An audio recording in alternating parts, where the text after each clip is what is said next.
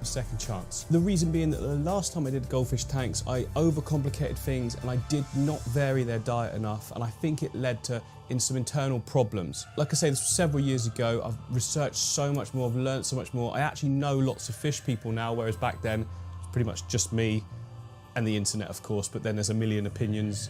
Yeah, it can get complicated, I know. And my local fish store has currently got several hell of a cute Ranchu goldfish in. Ranchu are my favourite. To be honest, it's the only ones I'm interested in. Now I'm getting them small and I want to grow them out. I want to monitor them. I want it to just be like more like pets than, you know, tetras, for instance, are amazing. You care for them, but then they're not really pet fish, are they?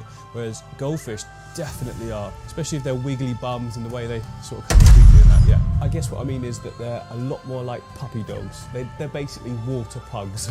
And this right here is going to be a tank and light. So the tank is actually 2 foot across, 1 foot deep, 1 foot high, which isn't big enough for adult Ranchu goldfish for sure, or any goldfish I would say, purely because they produce a lot of waste. The more water means the more diluted. Now the reason I would say that this tank size is okay is because we're getting baby goldfish, remember, plus I've got aquariums everywhere. I've got like 50 aquariums, so when I need to upgrade them in size, I will.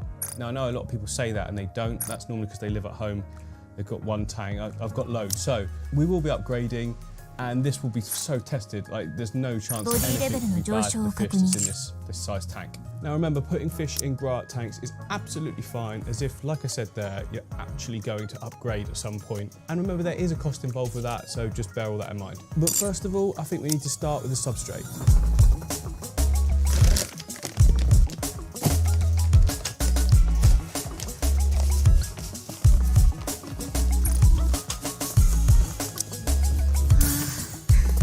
Now goldfish love sand, they like sifting it, putting it in their mouth, spitting it back out again. So we've got 2 types here. I'm finding that this one's a bit too light on its own and a bit boring, and then this one's a little bit too sort of dark. So if I mix the 2 together, we should get a really nice result.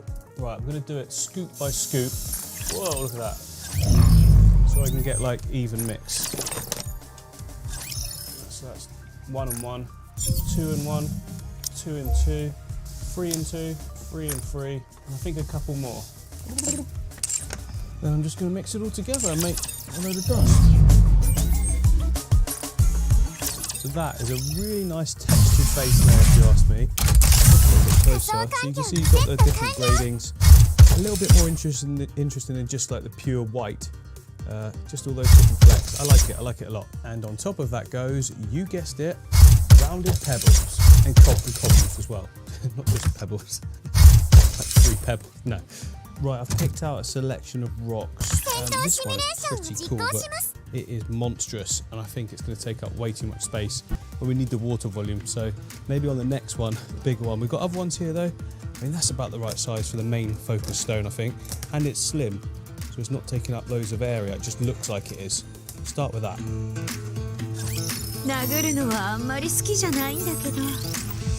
I mean, even that looks good, doesn't it? We need a few more though, just to bring it to life a bit.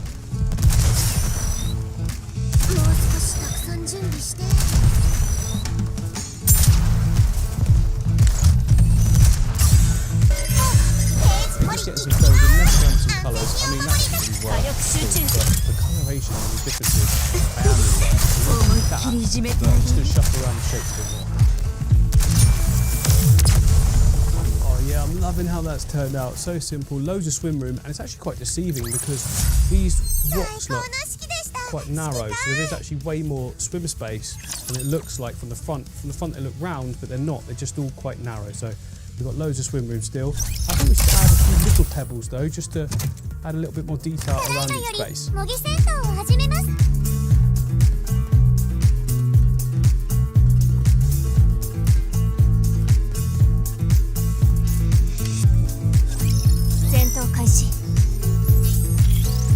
Oh, there we go. I feel like that's up a bit, made it a little bit more interesting. That's kind of fit a filter because it won't go filter. I like to do a lot of tanks with no filter in terms of plants. This is obviously not one of those tanks, so we need to put a filter back. We can do a hang in the back one that's like highly rated for this amount of water. So I've got the super fish, hang on to it to 200. It comes with quite a kit actually from the tank. What I like about it though is it's nice and simple. Just put it on and it's just going to run nicely, clean the water more than we need to.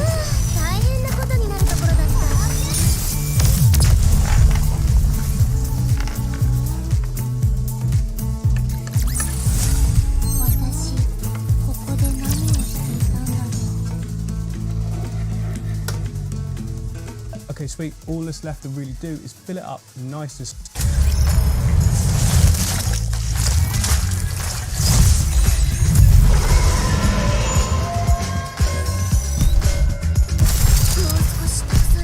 we don't want that sand going everywhere. It won't hurt, and I haven't washed the sand since, but probably does it. There's enough time for it in that thing on the back. It'll clear it really quickly anyway.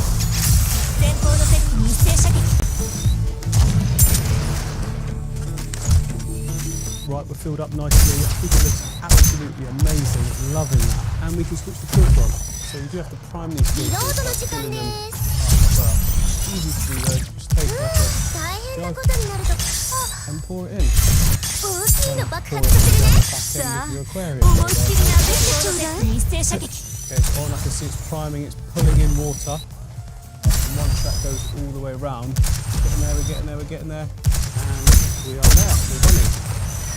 Clearing some of the air bubbles, but yeah, we have flow. Everything is good. You can see all the tiny micro bubbles moving around. I'm not sure if the camera's picking it up, but yeah, good flow. You can see it there, look. You see the amount of flow it's generating? Good. Not too much, because Ranchi dolphins are great swimmers. You just get blown around. We need to top up the tank as well now, because you see loads of that in the back.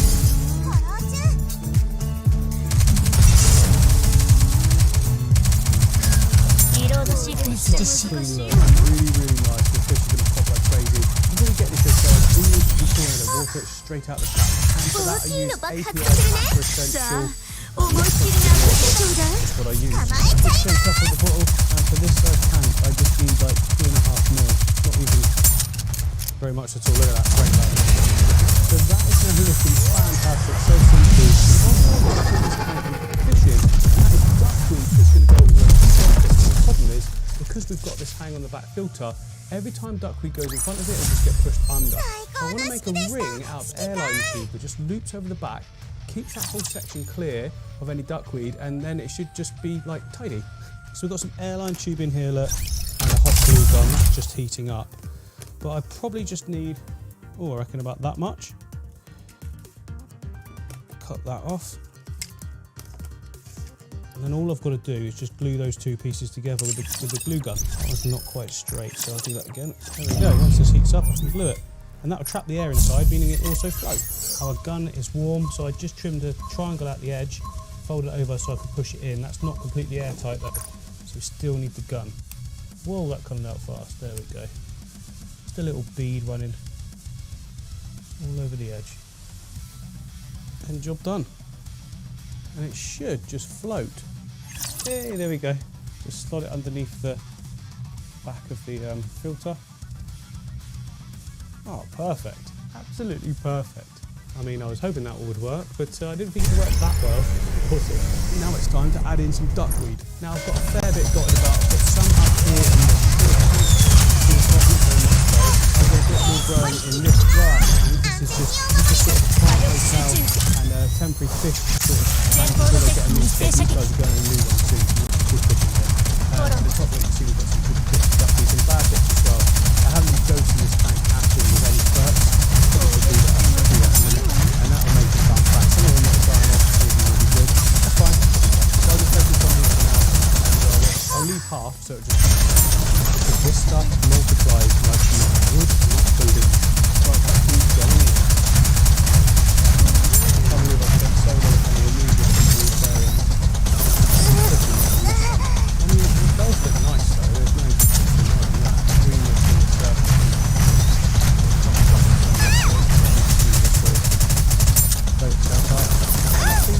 It's time to go get fish. Now I'll talk about cycling and everything like that once you've got them, because now isn't the time. When you cycle a tank with the fish in, you need to do it when you've got the fish, not beforehand. I always do fish in cycles, it always works out perfectly. More on that shortly. Good morning. Oh, hang on, have you done check? Yes, we checked. We're all sounding good. Yeah? I'm assuming. I haven't too changed the loud. settings since last time. Okay. They don't Fingers need, crossed the I'm all right audience then. don't need to know about this. Yeah, I know. It is an insight, 必要な though, もの isn't は何で it? も作 I'm って here あげる for っす goldfish. The goldfish tank is ご ready. 活用くださいっ Exciting す stuff. And last week when we were な setting 合法 up 的 this に bad 入手 boy でき here, ない which is 品物が looking 欲しい great, のか look at how much the それな shell ら dwellers 任せろ have moved it all around. There's two.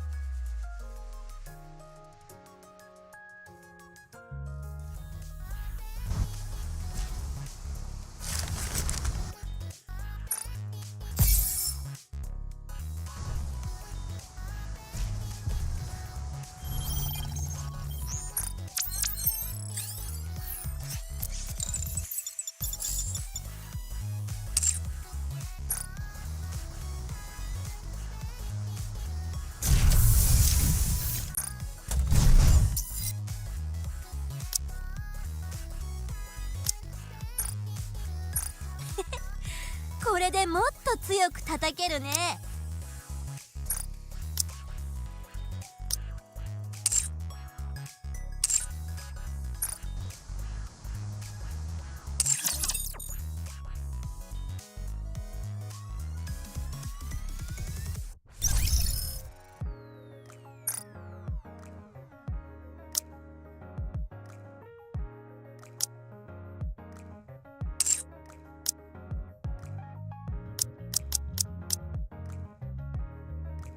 遊びに行くんですか？はーい。今度は私も一緒なんですね。好きなように叩いてもいいんだね。出撃準備完了。いつでも準備できてるわ。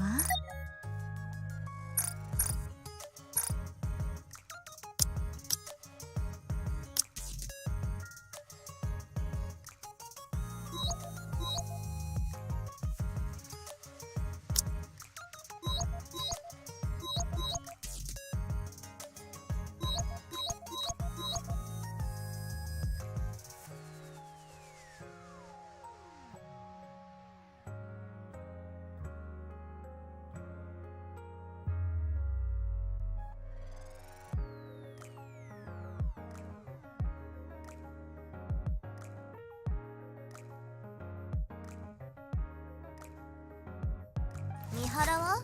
三原は？ユニ、三原は？三原もここにいるの？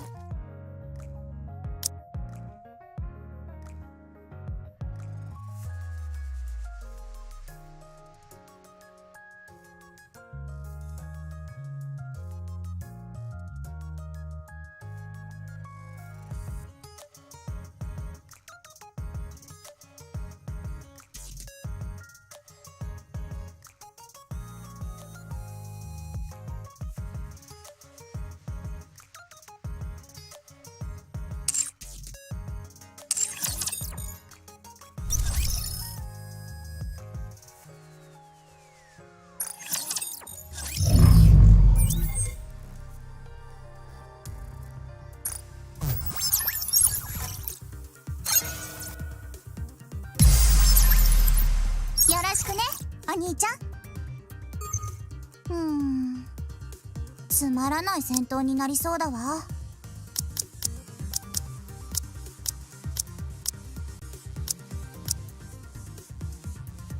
びに行くんですか？はーい。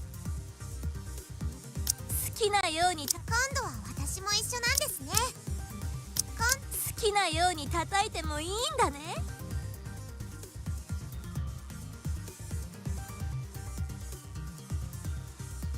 出撃準備完了。いつでも準備で。負けちゃいそう。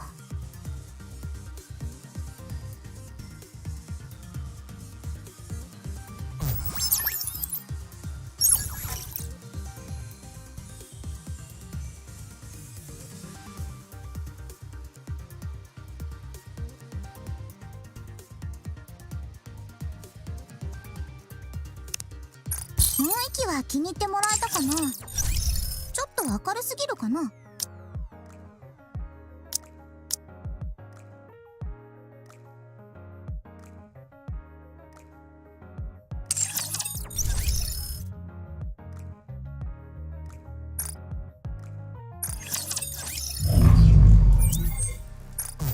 雰囲気は気に入ってもらえたかな？戦闘が終わったら起こして。シミュレーションルームはどう？つまらない戦闘になりそうだわ。ちょっと私もそろそろ本気だ。ファーストシミュレーションの最後よ。負けちゃいそう。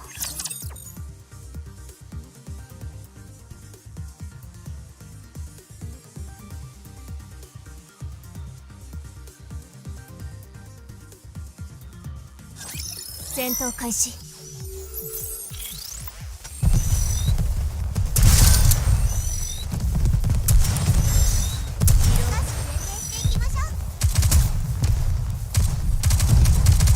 破壊確認。難しいね。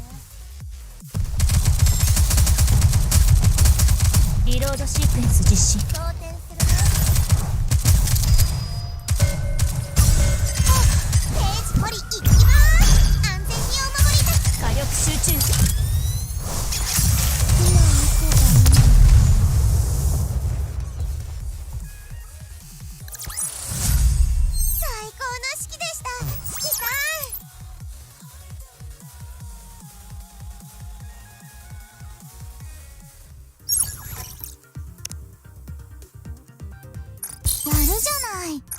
そう来なくっちゃ。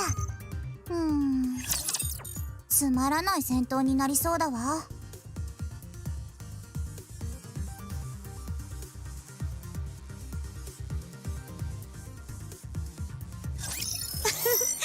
楽しみ。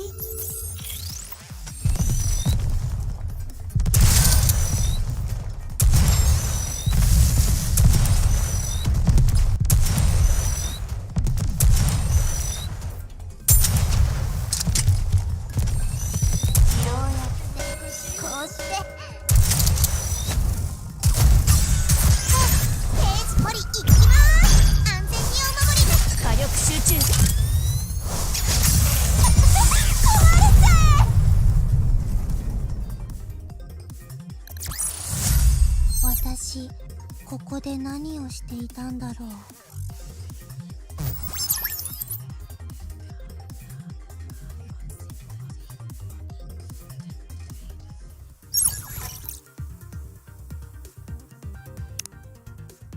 ゆっくりでいいよ。つまらない戦闘になりそうだわ。このシミュレーションって戦闘が終わったら起こして。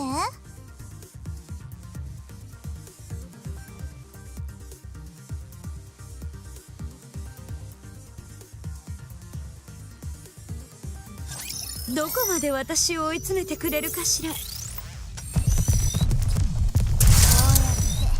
うしてリロードシークエンス実施。装填するね。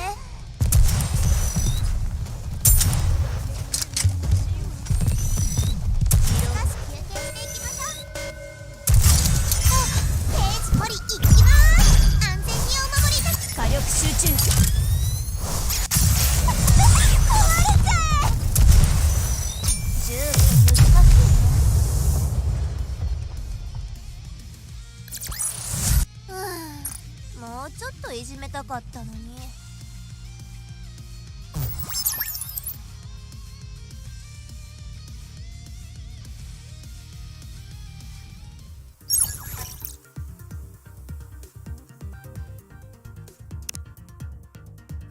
もう終わりだからって油断したら負けちゃうわよ。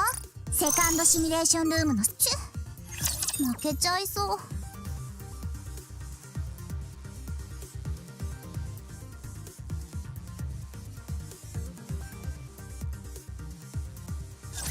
早く終わらせて三原と遊ぶんだ。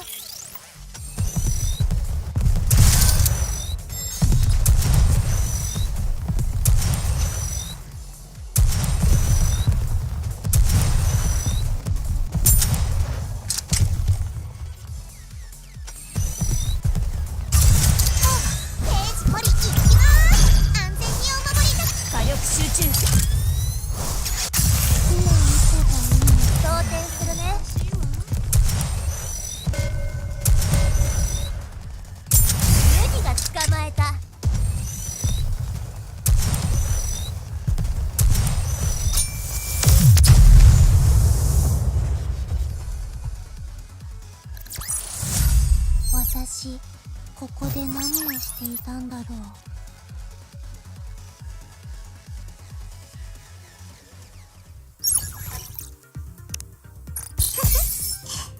ここまで来れた指揮官は戦闘が終わったら起こして。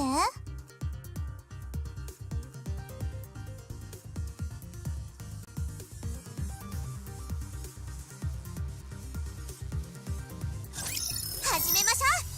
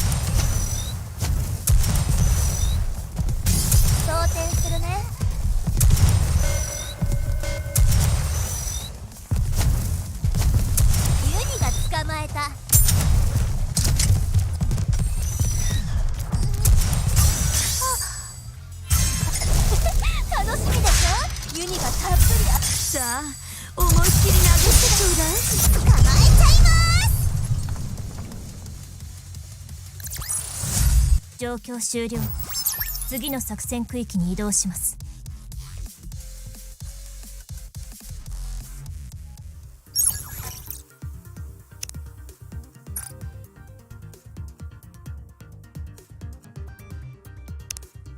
シミュレーションルームってちょっち負けちゃいそう。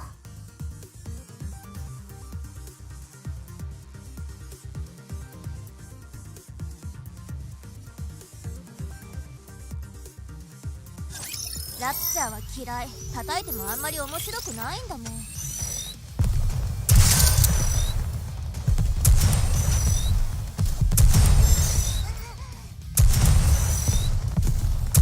装填するね。リロード中です。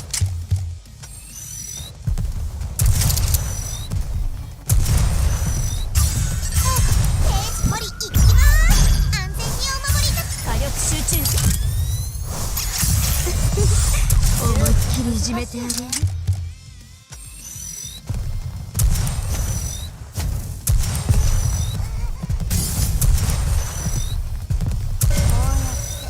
こうして装填するね。楽しみでしょ。ユニがたっぷりあっさあ思いっきり殴ってちょうだい。思いっきりいじめてあげる。こうして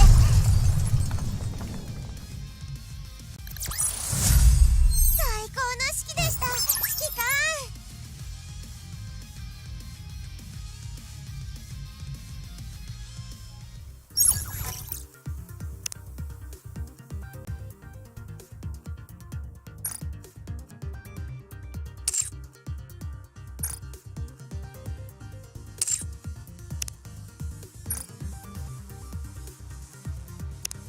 地上を奪還したら戦闘が終わったら起こして。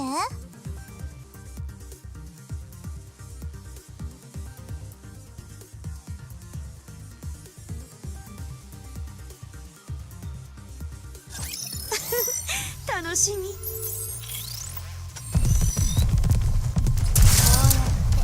こうして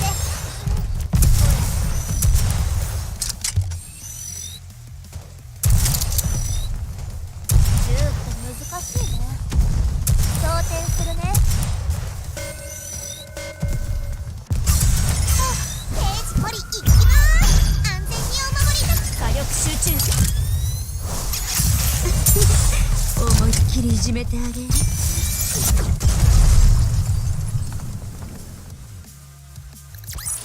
私ここで何をしていたんだろう。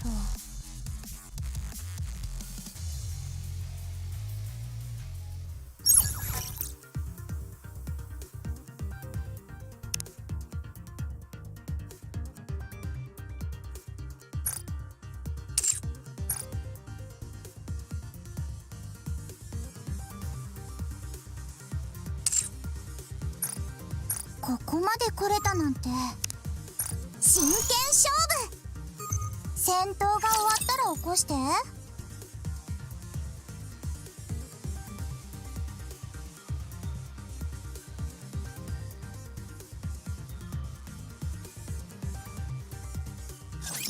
いだことのある空気だ。どうしてなんだろう。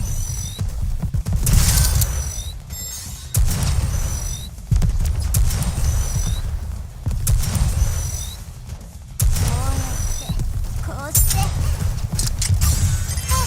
ージ掘り行きまーす。安全にお守りな。火力集中。思いっきりいじめてあげる。嫌だ。銃って難しいね。装填するね。銃って難しい。シークエンス実施。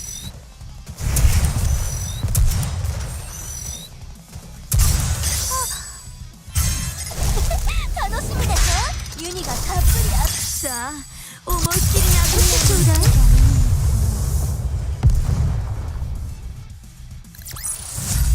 状況終了。次の作戦区域に移動します。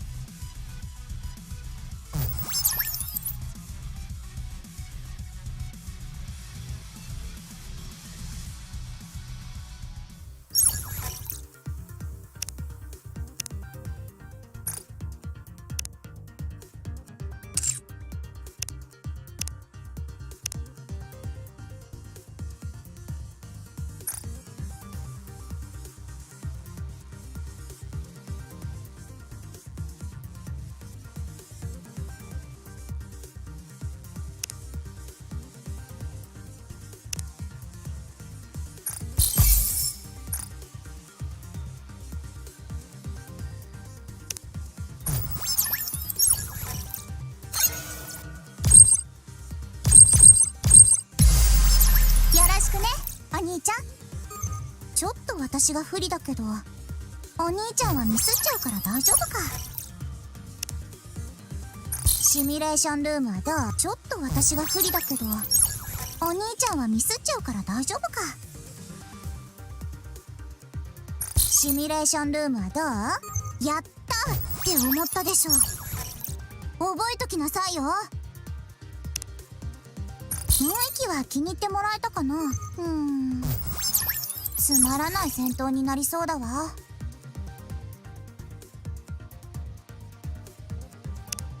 雰囲気は気に入ってもらえたかな。戦闘が終わったら起こして。ガンガン攻めてくるのね。手加減しすぎたかしら。フ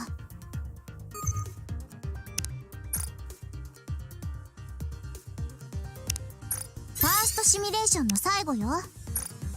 少しいい勝負になりそうね。最後に勝つのは私だけど。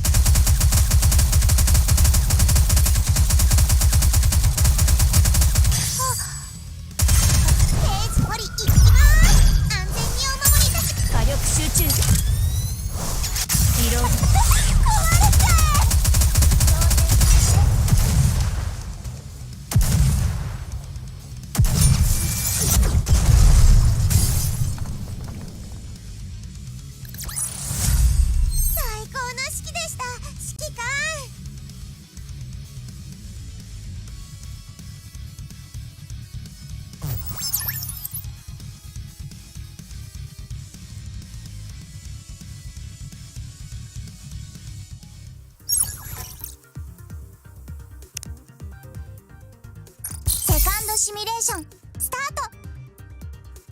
ちょっとお兄ちゃんが有利ね。でも油断してたら負けるわよ。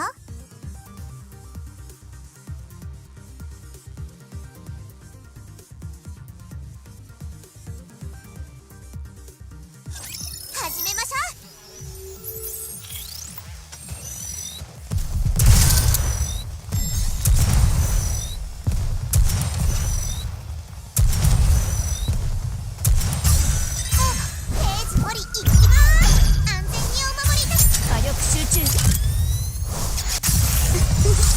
思いっきりいじめてあげる。こ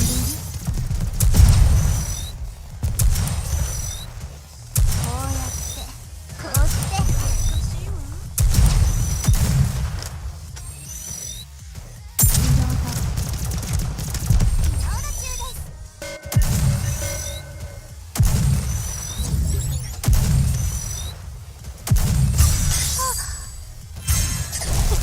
楽しみでしょ。ユニがたっぷりだ。さあ思いっきり殴ってちょうだい。な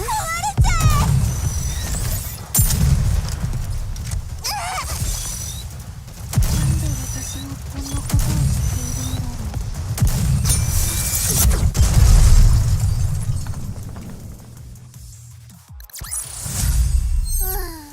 う。もうちょっといじめたかったのに。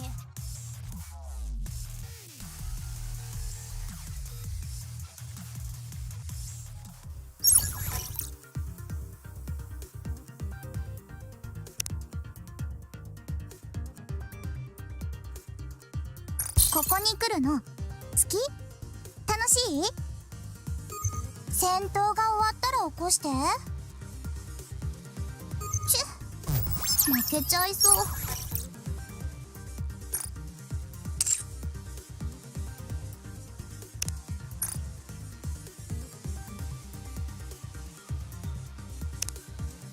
このシミュレーションって本当に役にやったって思ったでしょ。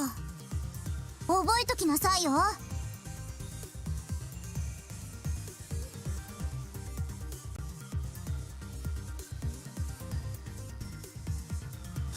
殴るのはあんまり好きじゃないんだけど。こうして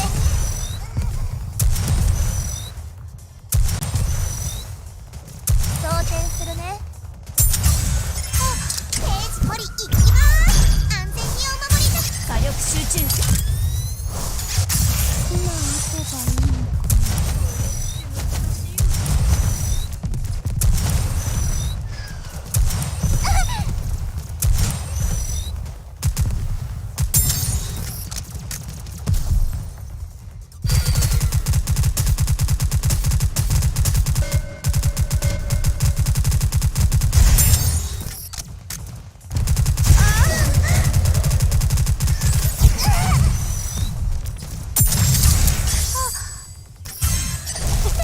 楽しみでしょ。ユニがたっぷり遊んであげるよ。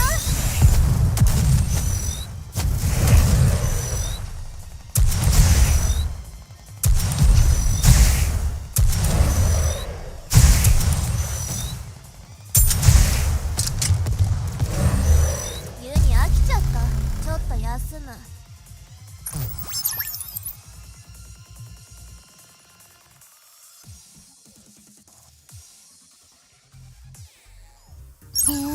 お兄ちゃん、今私と戦うつもり？本当に？冗談でしょ？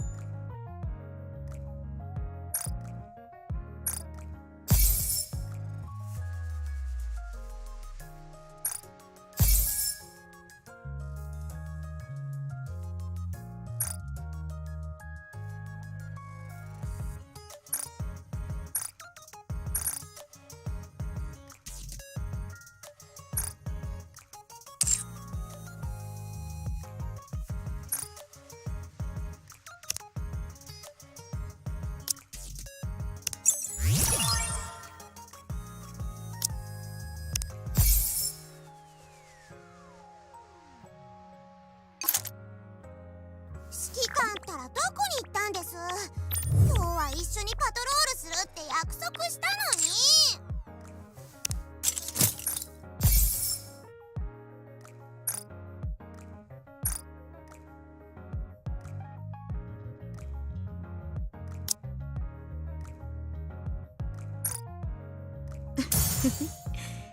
まだまだ楽しめそうね。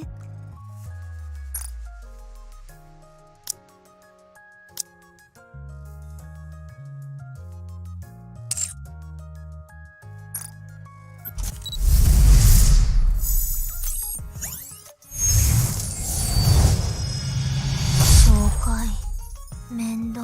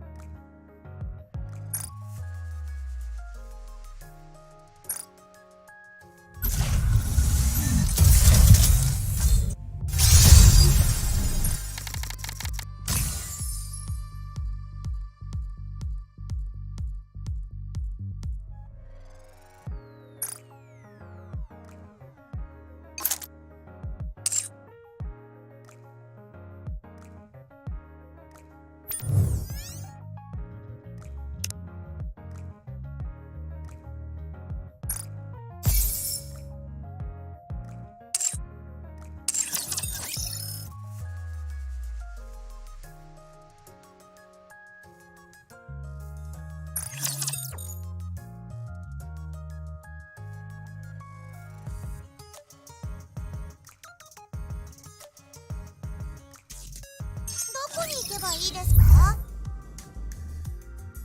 近くに行きますよ。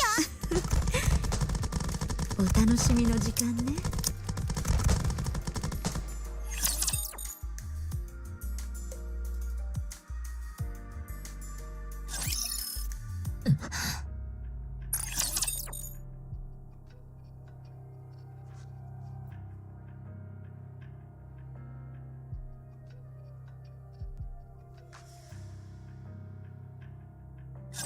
始めましょう。ユニが捕まえた。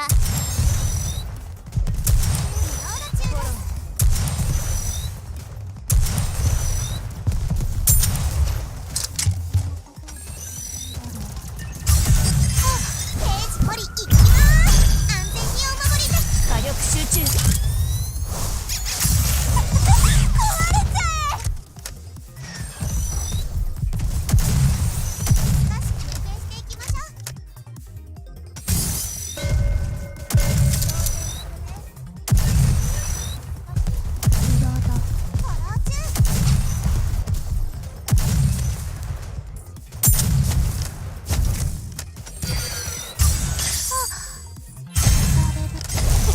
楽しみでしょ。ユニがたっぷりだ。さあ思いっきり殴ってちょうだい。構えちゃいます。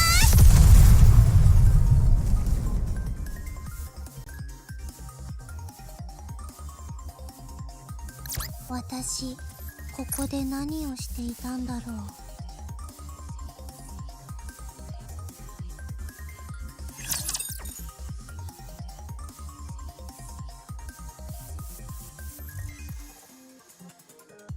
ああ、そこはそんなに。始めるよ。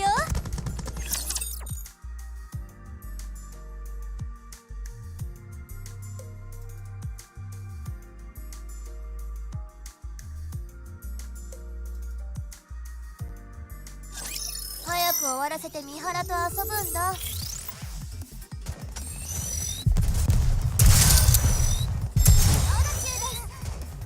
銃って難しいね。リロード。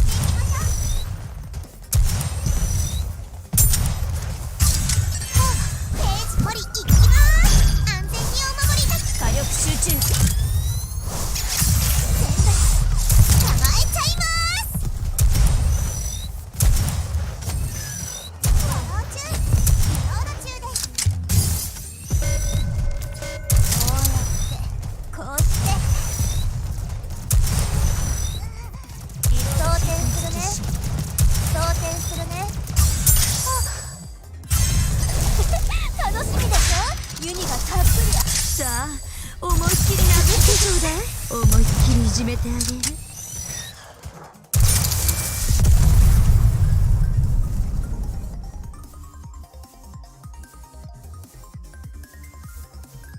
私ここで何をしていたんだろう。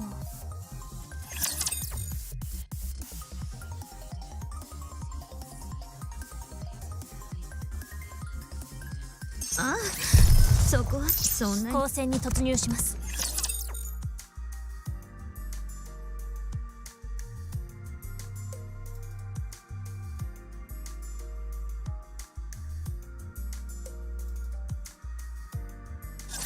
どこまで私を追い詰めてくれるかしら。ペ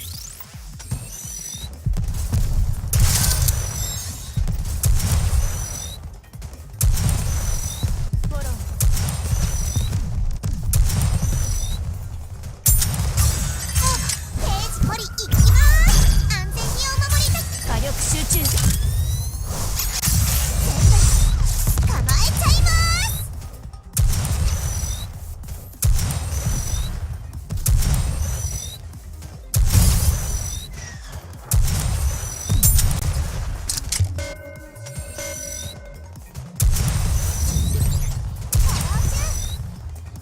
装填するね。楽しみでしょ。ユニがたっぷりだ。さあ思いっきり殴ってちょうだい。思いっきりいじめてあげる。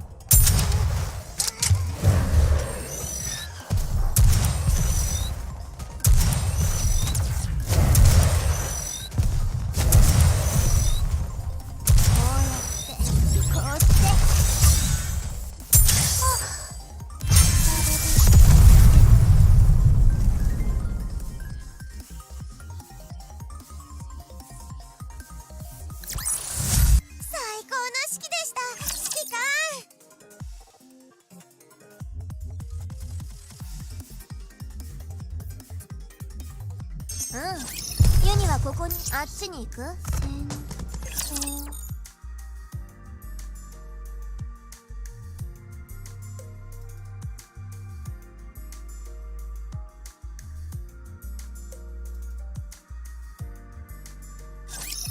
敵目視により確認。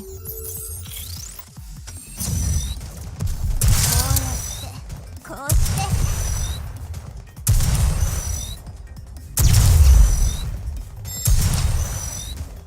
ページポリ行きまーす。安全にお守りだ。火力集中。前方の敵機に一斉射撃。銃って難しいね。装填するね。こうやってこうして装填するね。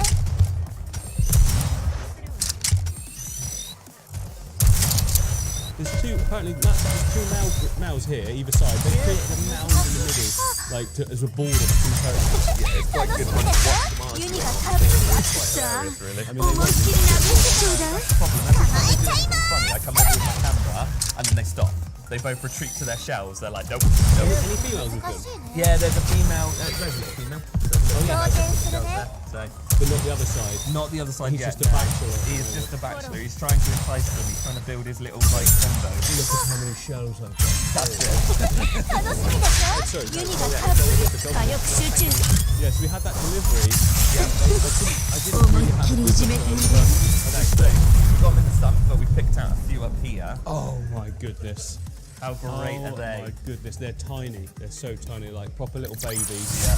I'm loving them already. This is the problem. When we were like picking through the markings, it's like it's really hard. Yeah, which one do you go for? Yeah, 'Cause that I is can the only problem. have 3, Yep. because that's what I want to do, a trio. Yeah, I think nice it just little works group. well. Yeah. In the past, I've had issues, Yes. and I think that was just my lack of experience and knowledge, 幸い combined with the こ fact っ that ちに they're はあまり already 手を prone to certain things, you know, such as the Yes. bloating and that kind of thing, with their short stomachs, their squished pug stomachs. Yeah, that's it. They're a hard fish to keep. 始めるよ。 Anyway, they are a tricky fish to keep. They're not, you know, everyone thinks goldfish is easy. It's really not.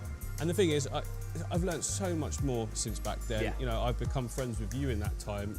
My wealth of knowledge, plus Martin can I as well. say? Martin knows everything about every fish as well, Yeah. even the ones that he doesn't even have an interest in. Yep, that's it. Yeah. So, and like you said, I need to rotate the food more often, that kind Yeah. of thing.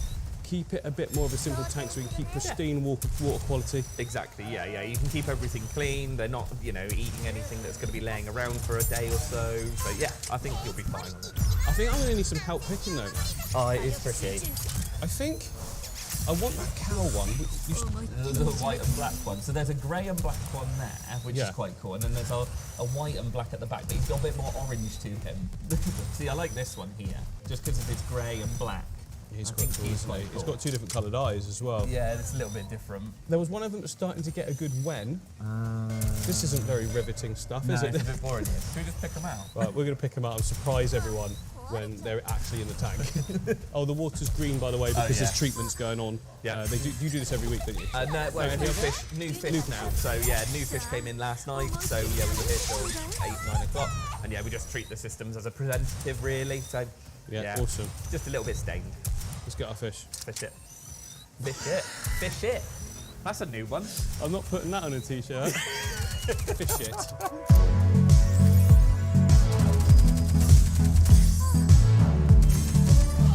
Managed to pick out 3, all slightly different, and looking like the best specimens, I guess, with our limited knowledge. But we've got one that's more sort of like cow, the front one. The other one at the back's got the nice wen on it, and then the full orange and black. He's just nice and chunky and just looks really good. So Yeah. we're hoping. I think that's a nice mixture. You can name them all, which is nice. I'm not sure about that. No, don't name When you them. start naming stuff, Yeah, then you get attached to it. you're and then- setting yourself up for potential disaster. yeah. I did this before. I don't think Buster had a name until about 8, 10 years. Yeah, I and think you were confident he yeah, was going he's to live okay forever. now. Okay, right, I'll take them. Go for it.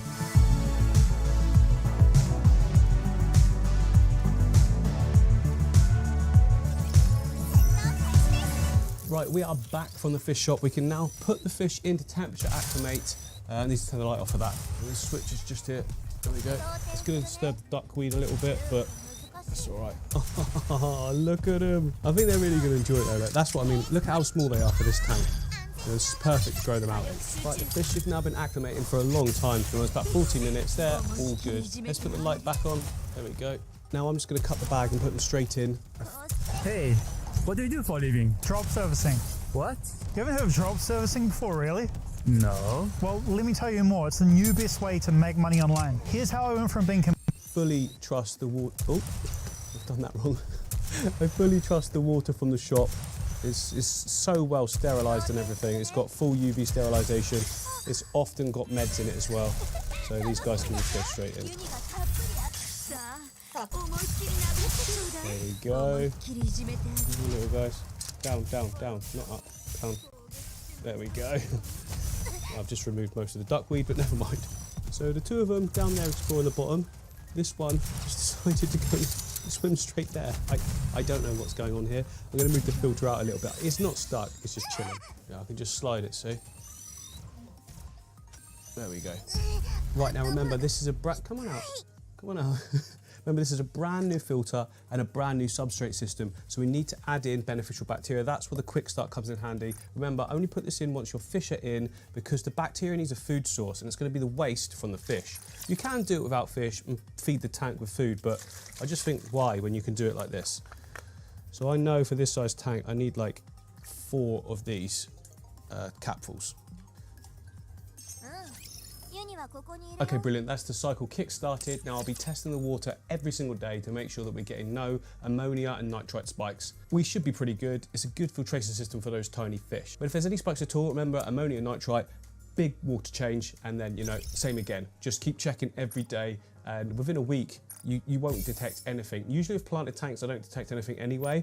I'm unsure with this, obviously, but then we've got a lot of duckweed. That's going to be pulling out all of the nitrites as well, and ammonia uses it to grow. But yeah, don't do fishing cycles unless you've got a test kit. Make sure you've got one. To be honest, if you're keeping fish, you should have a test kit anyway, shouldn't you? It should be one of the first things you buy. So it's been quite a few days. I'm getting like a mixed opinion on the whole duckweed situation. Some people are saying that the fish will gulp at it and take air in. Now, other people said it's a myth that the gulping of the air causes swim bladder issues. It's just people put the two together and it makes sense. They're saying that it's more to do with other factors. I don't really want to take a risk though, so I'm going to just remove the duckweed, and I've come up with another solution from one of the comments, which was to chop up some spinach and freeze it into a slab, and then you can just snap off little bits of it, put it in the tank or microwave it, you know, make sure that it sinks and it can go in the tank. So I think I'll do it that way. And it's good to know though that this little method that I made with the ring works. So I'll use that in future if anything. But for now, look, there's not even that much left, to be honest, because they've eaten most of it. But like I said, I just don't want to take that risk. If everyone's saying that there is a possibility, then why not just cancel it out? Some people saying that it doesn't make any difference, duckweed's good for them, it's fine to eat the surface, and lots of other people saying that it's not, so I'd rather just cancel out any potential problems. Right, that's the majority of it gone, but you can see, look at the amount of waste in the tank. That's not duckweed, that's their poop. Little green turds. And it collects in some areas as well. It's easy though, just to, it's all unsettled now, but it does just pocket in some areas. So it's very easy just to get a siphon and go, gone. Right, back home, and here, look, is what I produced. This is chopped up spinach, put with water, and then laid flat in this sort of freezer bag.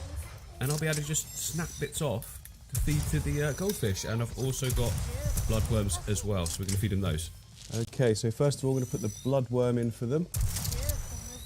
There you go, guys. Let them get it. Oh, yeah, they love that. Got a bit more there as well. Loving that. Yeah, munching that up loads, aren't they? That's good to see. Picking at the little bits, and there's like a huge chunk behind you. I mean, these goldfish around you, they're quite derpy, aren't they? But in such a cute, enjoyable way. And then now for the spinach, which I'm hoping will sink. Some sink in, some float in. It'll all sink eventually, obviously. Oh no, yeah, it is. There we go. Quick note, make sure you boil up your spinach before you chop it all, obviously. Otherwise it will just float on the top for sure. There you go, got like nice little selection there, guys, now.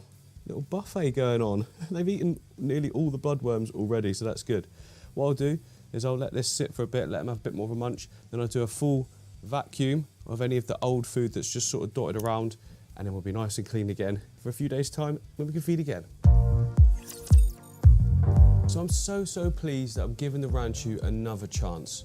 I've got a really good feeling about these guys as well. What with everything I've learned and put into practice, hopefully, fingers crossed, we get no more issues. I just want to be able to see these guys grow massive, chunky, so they fit in the palm of your hand, that sort of size. That would be so good. Hopefully you guys have enjoyed this one. I've enjoyed making it and I'm really enjoying the fish. And I'll see you guys in the next one. Subscribe and like and all those thingies. Yeah, bye.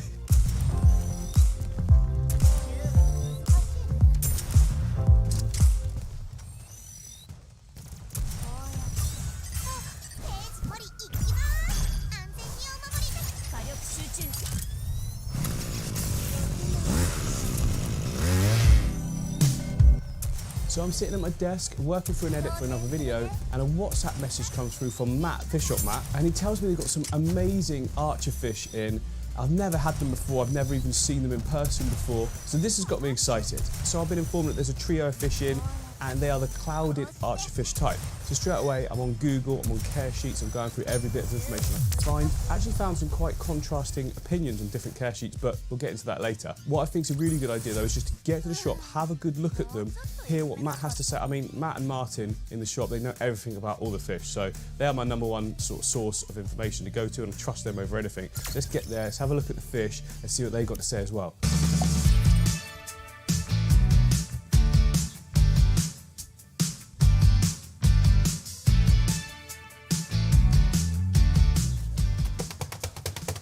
Morning. Morning, how you doing? Look at that, all mic'd up and everything. I know, yeah. It's like you knew I was coming. Might have seen you coming. So I've received the pictures of the archer fish. They're cool, aren't they? I've come here to see them in real life just so I can discuss with you requirements. Yep. What sort of tank we should create or I should create. Yeah. In your opinion. Yeah. Can you take me to them, please? Come on, man. Come on, then. They're just round here. So you said a customer brought them in? Yeah, so one of our regulars, essentially, they were just a bit much for his tank. They were getting a bit, yeah, sort of, he's got a lot of, not aggressive fish, but a lot of territorial fish. So he wanted to try and get these guys to settle in, and they just wouldn't settle properly with them. So they just need a bit of a quieter tank, I think. Oh, they look so good. They're great, aren't they? Yeah, really healthy looking. Yeah.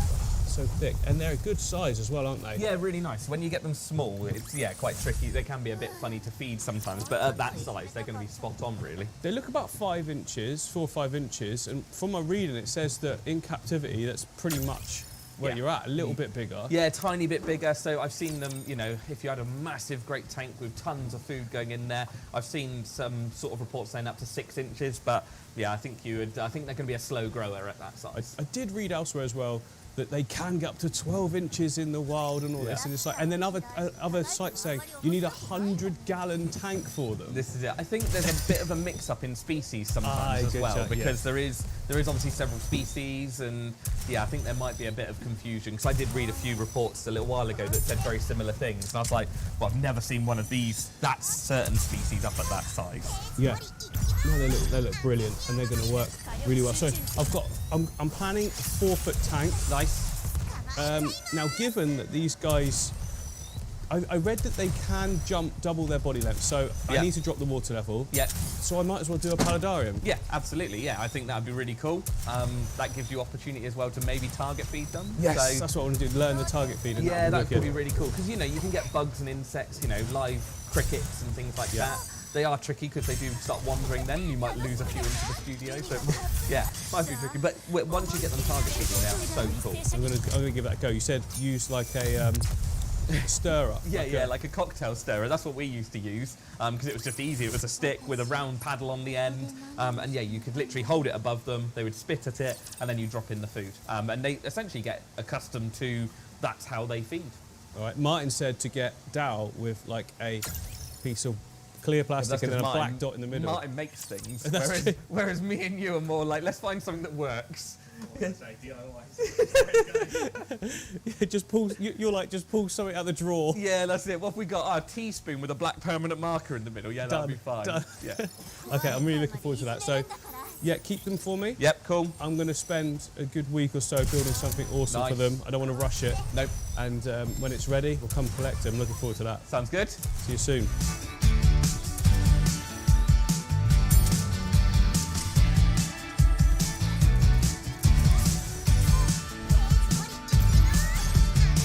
So we've got our feature fish, seen them in person, know the requirements, got all the information I need.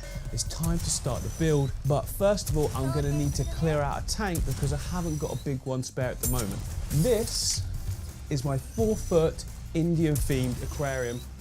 Tiger barbs aren't actually Indian, but just don't worry about that. Now it's doing okay. Like the plants are surviving, they're not thriving. Like the crypts though, doing pretty well. I mean, they don't require a huge amount of nutrients, you see, and they don't grow fast. But anything that does grow fast, the back, like some of that limnophilia there, it just looks a bit scraggly. This is because when I built the tank, I didn't refresh the substrate. I thought there was enough nutrients in it. That obviously wasn't. Now I could go around and root tab everything, but what's the point in that? Let's just build something awesome and new. Before we do anything though, we need to set up a temporary tank for all of these fish to go in. So I'm really going to take my time with this build, and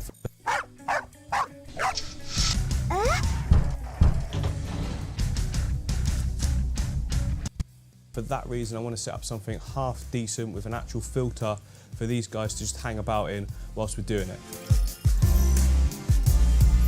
It means I don't have to rush everything. I can also put the plants I want to reuse into that tank as well as the fish, and they'll be absolutely fine for a good week or so. Right, the tank's clear. Next job is to bring the water level down a lot lower. Then I can pull up some of the substrate, move it across, and also put those crypts in. I want to keep all the crypts. Then I can start to catch the fish once I've taken all the hardscape and all the plants. Oh, there's so much to do.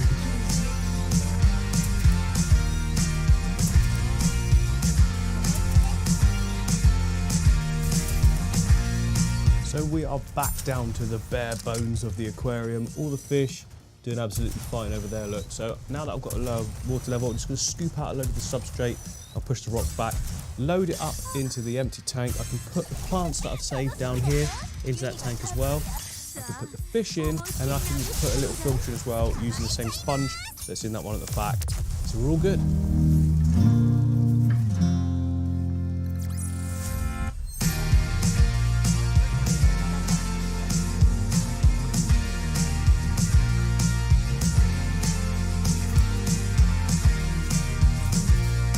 Okay, I've got some substrate in, the rest is proving more difficult to get to because I've got big bags of aqua soil all underneath. There we go, so I need to take all that out. I'm going to take everything out of the aquarium. The water will go murky, but don't worry, it doesn't harm the fish at all. You should see some of the rivers these guys come from.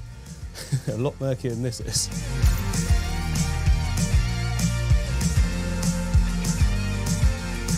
There we go, bags out, all the fish are in there, they're all just swimming. Oh, there's an Amano shrimp, doing well, tiger barb.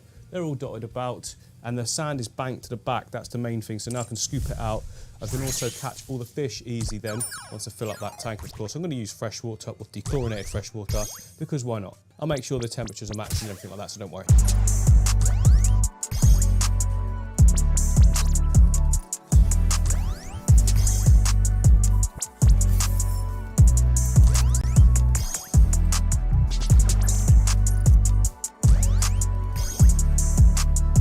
Right, that's enough water. Next up, I need to transfer the filter media. That filter there cannot go in that little tank. It is way too powerful. I mean, it's pretty powerful in this 4-foot one, let alone in this tiny little one. So I've got a smaller one, take out the sponge, and then swap it over.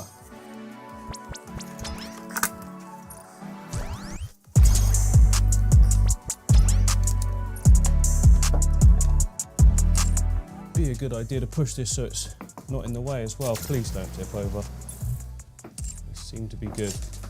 Just don't hit anything. We're clear. I think we're clear. Please be clear. Okay, there we go. Look, filter's running. Might as well stick a little light on it as well. Got a spare one, why not? There we go. And now I can just add in all the plants I want to keep as well. So first of all, we've got some nice, really nice crypts here. I don't know what crypts they are. Can't remember. Planted them so long ago. Just dot them about. It's not escape, it's just places for them all to hide, or the fish to hide. If they want to hide, that is. I mean, they might be absolutely fine. And we've got the last bigger one. And we've got some nice stems for the background area, which are way too tall for this tank, but we'll forget about that. Right, whilst that tank's clearing, I just want to show you a little update of some fish that I got recently. They are so cute and they're doing brilliant as well. So here are, guys, there you are. So here are my brand new baby Ranchu goldfish. They have been in for a full day now. It's day 2. It's actually time to do a little bit of a water change. The water, well, it's a new tank, so I had to cycle the tank with fish in. We've got beneficial bacteria in there, which I always tell all of you guys, you need to test the water daily when you're doing this. So not only do the guys look absolutely awesome, healthy, look swimming beautifully, they've got a ton of duckweed that I put in as well. Yeah, hang on, there you go, there's all the duckweed. Now they've actually eaten so much of that already that they produced waste. You see that's getting caught up in some areas. Now as they swim around, they will just push that up into the water column. But, oh, and I've added a bristlenose pleco as well, because he's gonna keep these rocks nice and clean, and a little friend for them. They're quite interested in him, which is cute. Yeah, quick water change on this one, and we should be perfect again.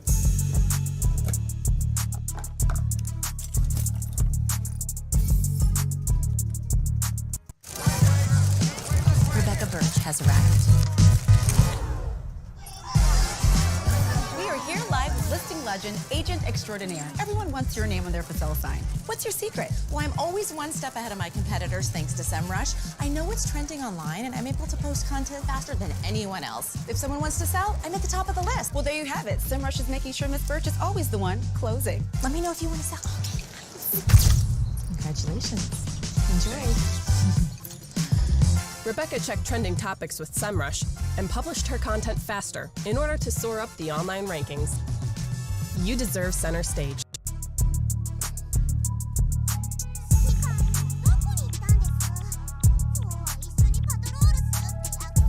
There we go. Look, I'd say we are registering a little bit of ammonia and no nitrite, so it is right. We just need to do a nice big water change.